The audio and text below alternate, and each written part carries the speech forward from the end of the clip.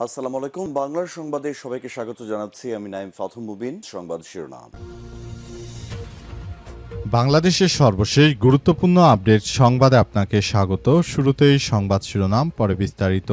প্রথমেই জানাবো আমাদের হাতে থাকা সর্বশেষ গুরুত্বপূর্ণ সবথেকে তাজা আপডেট সংবাদ। দেশ ভালো নেই বললেন জামাতের আমির। মানুষ যে প্রত্যাশা নিয়ে পরিবর্তন চেয়েছিল, বাস্তবে দেশ ভালো নেই বলে মন্তব্য করেছেন বাংলাদেশ জাতীয় সংসদের বিরোধী দলীয় নেতা এবং জামাতের আমির ডাক্তার শফিকুর রহমান। আজ তিনি বলেছেন যে মানুষজন যে প্রত্যাশা নিয়ে বাংলাদেশে পরিবর্তন করেছিল, বাস্তবে সরকার এসে তার উল্টো পথে হাঁটছে। সরকার ইসলামী ব্যাংকটাকে ধ্বংস করার নতুন পায়তারা শুরু করেছে। যেভাবে হাসিনা ইসলামী ব্যাংক ধ্বংস করেছিল, ঠিক একই কায়দায় এরা আবার ইসলামী ব্যাংকটাকে ধ্বংসস্তূপে পরিণত করার মধ্য দিয়ে যাচ্ছে। মূলত সারা দেশ জুড়ে এই ধরনের সন্ত্রাসী কার্যক্রম চালাচ্ছে তারা, কিন্তু বিষয়গুলো গ্রহণযোগ্য হতে পারে না।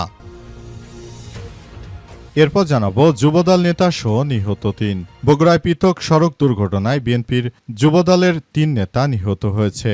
এই ঘটনায় বগুড়ায় থমথমে অবস্থা বিরাজ করছে। বিশেষ করে ঈদের সময় এই ধরনের দুর্ঘটনা ঘটে থাকে, তবে এবারও ব্যাপক দুর্ঘটনার ঘটনা ঘটেছে বাংলাদেশে। বিশেষ করে যখন থেকে রবিউল ইসলাম রবি তিনি সড়ক পরিবহনের দায়িত্ব নিয়েছেন, তখন থেকে এই দুইটি মানুষ, অসংখ্য মানুষ হত্যাকাণ্ডের শিকার হয়েছে অ্যাক্সিডেন্টে। এদের মধ্যে বিএনপির নেতাকর্মীরাও রয়েছে। এদিকে গুরুত্বপূর্ণ দুই নেতা জামাতের সঙ্গে জোটে রাজি ছিলেন না বললেন এনসিপি নেতা মুশফিক উস সালেহীন। জাতীয় নাগরিক পার্টি এনসিপির নির্বাচনের অনেক আগেই জোটবদ্ধভাবে ভোটে অংশ নেওয়ার সিদ্ধান্ত নিয়েছিল বলে দাবি করেছেন দলটির সাবেক যুগ্ম সদস্য সচিব মুশফিক উস সালেহীন। তবে দলের সঙ্গে পৃথক দুই গুরুত্বপূর্ণ ব্যক্তি বাংলাদেশ জামাত ইসলামের সঙ্গে জোটের পক্ষে ছিলেন না বলে তিনি উল্লেখ করেছেন। এবারে জানাবো তোফায়েল আহমেদের মরদেহ ভোলায় পৌঁছাতেই বিএনপির ছাত্রদল যুবদলের স্লোগান, আওয়ামী লীগের ঠিকানা এই বাংলাতে হবে না, আওয়ামী লীগের ঠিকানা এই ভোলাতে হবে না। বাংলাদেশের রাজনীতিতে নানা বাকবদলের অন্যতম সাক্ষী হচ্ছে আওয়ামী লীগের প্রবীণ নেতা তোফায়েল আহমেদ। তার জানাজার আগে ভোলায় বিক্ষোভ প্রদর্শন করেছে বিএনপির ছাত্রদল ও যুবদলের নেতাকর্মীরা। তারা বিক্ষোভ প্রদর্শনের মাধ্যমে জানিয়েছে যে রহিম এবং আরেকজন বিএনপির নেতাকে হত্যা করেছে এই সন্ত্রাসী তোফায়েল। তার জানাজা এই কলেজ মাঠে করতে দেয়া হবে না বলে জানিয়েছে তারা। এরপর সেখানে বিএনপির কেন্দ্রীয় এক প্রবীণ নেতা আসার পর তিনি অনেক বুঝিয়ে সুঝিয়ে সেখান থেকে বিএনপির নেতৃত্ববৃন্দদেরকে সরিয়ে দেওয়ার পরেই মূলত তোফায়েল আহমেদের জানাজা অনুষ্ঠিত হয়েছে। উল্লেখ্য, এর আগে কিন্তু দেলার হোসেন সাইদের জানাজায় তোফায়েল আহমেদ ঢাকাতে হতে দেয়নি। অথচ জামাত ইসলাম কতটা ইনসাফ ভিত্তিক একটি দল, তারা কিন্তু ঠিকই তোফায়েল আহমেদের জানাজা ঢাকাতে হতে দিয়েছে। এমন কথাই আজ ঢাকা কেন্দ্রীয় সংসদ ডাকসুর নেতা এবি জুবায়ের তিনি ফেসবুক পোস্টের মাধ্যমে বিষয়টি নিশ্চিত করেছেন। এবং সর্বশেষ জানাবো জাতিসংঘের সাধারণ পরিষদের সভাপতি পদে জয়ী বাংলাদেশ। জাতিসংঘের সাধারণ পরিষদের ৮১তম অধিবেশনে সভাপতি পদে নির্বাচনের ৯৯ ভোট পেয়ে জয়ী হয়েছে বাংলাদেশের পররাষ্ট্রমন্ত্রী খলিলুর রহমান। এই নির্বাচনে বাংলাদেশের প্রার্থী ছিলেন তিনি জার্মানির সাবেক পররাষ্ট্রমন্ত্রী আনালেনা বেয়ারবকের স্থলাভিষিক্ত হবেন এবং আগামী ১ বছর তিনি জাতিসংঘের সাধারণ পরিষদের ৮১তম অধিবেশনে সভাপতির দায়িত্ব পালন করবেন। প্রিয় দর্শক, এতক্ষণ শুনছিলেন সংবাদ শিরোনাম, এবারে বিস্তারিত। তবে তার আগে বন্ধুরা অনুরোধ থাকবে এই সংবাদটিতে একটি লাইক দিন। এই চ্যানেলে আপনি নতুন হয়ে থাকলে আমাদের সংবাদটি দেখতে দেখতে চ্যানেলটি সাবস্ক্রাইব করে রাখুন। কমেন্ট করে বন্ধুরা আপনার মূল্যবান মতামত জানিয়ে দিন আপনি বিশ্বের কোন দেশ থেকে বা বাংলাদেশের কোন স্থান থেকে আমাদের সংবাদটি দেখছেন এবং শুনছেন। আর বন্ধুরা, আজকের সংবাদ সম্পর্কে আপনার মূল্যবান মতামত কমেন্ট করে জানিয়ে দিন আপনি বিশ্বের কোন দেশ থেকে বা বাংলাদেশের কোন স্থান থেকে আমাদের সংবাদটি দেখছেন এবং শুনছেন। এবারে বিস্তারিত। যুবদল নেতা সহ নিহত ৩। বগুড়ায় পৃথক সড়ক দুর্ঘটনায় যুবদল নেতাসহ ৩ জন নিহত হয়েছে, এতে আহত হয়েছে আরও ২ ব্যক্তি। আজ রাতে ও সকালে দুপুরে সব দুর্ঘটনা ঘটে। রাত ৮টার দিকে দুপাচিয়া উপজেলার জিয়ানগর ইউনিয়নের মুর্তজাপুর কলেজ সংলগ্ন দুপাচিয়া আক্কেলপুর সড়কে মোটরসাইকেল দুর্ঘটনায় পলাশ ৪০ নিহত হয়েছে তিনি। নওগাঁর বদলগাছি এলাকার চাকলা গ্রামের বাবু মণ্ডলের ছেলে ছাড়াও তিনি পাহাড়পুর ইউনিয়ন যুবদলের সভাপতি ছিলেন বলে জানা গেছে। সারা দেশ জুড়ে বিএনপির অসংখ্য নেতাকর্মী তাদের বিভিন্নভাবে মৃত্যু হওয়ার ঘটনা ঘটছে। মূলত সারা দেশ জুড়েই এই ধরনের কার্যক্রম চলমান রয়েছে এবং বিএনপির নেতৃত্ববৃন্দরা তারা অনেকেই সারা দেশ জুড়ে নাশকতার সঙ্গে জড়িত থাকার কারণে মূলত তাদের মৃত্যু হওয়ার ঘটনায় অনেকে স্বস্তি প্রকাশ করছে। এর আগে যেমন আওয়ামী লীগ, ছাত্রলীগ কিংবা পুলিশের সদস্যরা মারা গেলে দেশে আলহামদুলিল্লাহ পড়তো মানুষ, এবার বিএনপির এই চাঁদাবাজ সন্ত্রাসীরা তাদের মৃত্যু হলে একইভাবে বাংলাদেশের মানুষ কিন্তু আলহামদুলিল্লাহ পড়ে। বিভিন্ন সামাজিক যোগাযোগ মাধ্যমের এই ধরনের নিউজগুলো দেখলে আসলে তাদের কমেন্ট বক্সে ঢুকলে দেখা যায় সেখানে অধিকাংশ মানুষই আলহামদুলিল্লাহ পড়ছে, অর্থাৎ এদের কারণে দেশের মানুষ অনেক অত্যাচারিত, অনেক জায়গায় চাঁদা দিতে হয়, নানাভাবে তারা দেশের জনগণকে হ্যারাসমেন্ট করছে।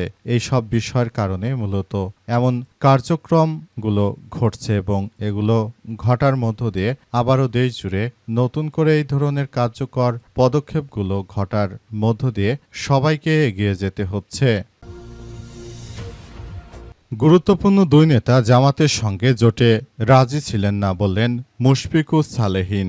জাতীয় নাগরিক পার্টি এনসিপির নির্বাচনের আগে অনেকেই জোটবদ্ধভাবে ভোটে অংশ নেওয়ার সিদ্ধান্ত নিয়েছিল বলে দাবি করেছেন দলটির সাবেক যুগ্ম সদস্য সচিব মুশফিকুস সালেহীন। তবে দলের সঙ্গে সম্পৃক্ত ২ গুরুত্বপূর্ণ ব্যক্তি বাংলাদেশ জামাত ইসলামের সঙ্গে জোটের পক্ষে ছিলেন না বলে উল্লেখ করেছেন তিনি। আজ ফেসবুক পোস্টে এসব কথা জানান এনসিপির এই সাবেক কেন্দ্রীয় নেতা। পোস্টে মুশফিক দাবি করেছেন মিডিয়ায় যে যাই বলুক না কেন এনসিপির বড় নেতারা অনেক আগেই মনস্থির করেছিলেন যে নির্বাচনে তারা জোটবদ্ধভাবেই করবেন, কিন্তু কাদের সঙ্গে জোট করা হবে তা নিয়ে সবাই একমত হতে পারছিলেন না। নির্বাচনের আগে সর্বশেষ ইসি মিটিংয়ে নির্বাহী কাউন্সিলের বৈঠক আগ পর্যন্ত এ বিষয়ে যতগুলো ইসি বা জেনারেল মিটিং, সাধারণ সভা হয়েছে প্রতিটাতেই একভাবে বা বিএনপি জামাতের বাইরে তৃতীয় জোট গঠন, নির্বাচন করার পক্ষে মত ছিল বেশি। এই সংক্রান্ত অত্যন্ত গুরুত্বপূর্ণ একটা মিটিং হয়। জুলাই সনদ বাস্তবায়ন এবং আদেশের গেজেট যেদিন প্রকাশিত হয় সেদিন রাতে সেই মিটিংয়ে মূল দল, ছাত্র, যুব সংগঠনে নীতি নির্ধারণী পর্যায়ের সদস্যরা উপস্থিত ছিলেন। অফিসিয়াল দলের বাইরে থাকা ২ জন গুরুত্বপূর্ণ ব্যক্তিও সেদিন উপস্থিত ছিলেন। তারা মূলত চেয়েছিল যে তারা জামাতের সঙ্গে জোটে যুক্ত হবে না। তোফায়েল আহমেদের মরদেহ ভোলায় পৌঁছাতেই বিএনপির ছাত্রদল যুবদলের স্লোগান, আওয়ামী লীগের ঠিকানা এই ভোলাতে হবে না। বাংলাদেশের রাজনীতির নানা বাকবদলের অন্যতম সাক্ষী হচ্ছে প্রবীণ আওয়ামী লীগ নেতা তোফায়েল আহমেদের জানাজার আগে ভোলায় বিক্ষোভ প্রদর্শন করেছে জাতীয়তাবাদী ছাত্রদল ও যুবদলের নেতাকর্মীরা। আজ বেলা ১১টার দিকে ছাত্রদল ও যুবদলের বিপুল সংখ্যক নেতাকর্মী জানাজা স্থল ভোলা সরকারি উচ্চ বিদ্যালয় মাঠে জড়ো হয়ে বিক্ষোভ করতে থাকেন। আওয়ামী লীগের ঠিকানা এই ভোলাতে হবে না সহ নানা স্লোগান দেন নেতাকর্মীরা। নেতাকর্মীদের দাবি, তোফায়েল আহমেদ ভোলা ছাত্রদল নেতা নূরে আলম এবং যুবদল নেতা রহিমের হত্যাকাণ্ডের মূল পরিকল্পনাকারী। এই অভিযোগে তারা সরকারি উচ্চ বিদ্যালয় মাঠে এই প্রবীণ নেতার জানাজা না পড়ানোর দাবি জানান এবং বিভিন্ন স্লোগান দিতে থাকেন। মাঠে উত্তেজনা ছড়িয়ে পড়লে তাৎক্ষণিকভাবে সেখানে উপস্থিত হন জেলা বিএনপির সদস্য সচিব রাইসুল আলম সহ বিএনপির জ্যেষ্ঠ নেতারা। তারা বিক্ষুব্ধ নেতাকর্মীদের বুঝিয়ে মাঠ থেকে সরিয়ে দিলে পরিস্থিতি নিয়ন্ত্রণে আসে। এর আগে ৬৯-এর গণ অভ্যুত্থানের অন্যতম অগ্রসৈনিক এবং মহান মুক্তিযুদ্ধের সাংগঠনিক তোফায়েল আহমেদ গতকাল সোমবার ১ জুন বিকাল ৩:৩০টার দিকে ঢাকার স্কয়ার হসপিটালে চিকিৎসাধীন অবস্থায় শেষ নিঃশ্বাস ত্যাগ করেন। গতকালই বাদ মাগরিব রাজধানীর ধানমন্ডির তাকওয়া মসজিদে তার প্রথম জানাজা অনুষ্ঠিত হয়। মঙ্গলবার দুপুরে প্রবীণ এই রাজনীতিবিদের মরদেহ হেলিকপ্টার যোগে তার নিজ জেলা ভোলায় নেওয়া হয়। নির্ধারিত সূচি অনুযায়ী ভোলা সরকারি হাই স্কুল মাঠে জানাজা শেষে দক্ষিণ গঙ্গাপুর এলাকার কোরালিয়া গ্রামে মায়ের কবরের পাশে তাকে মাটি দেওয়া হয়েছে। দেশ ভালো নেই বললেন জামাতের আমির।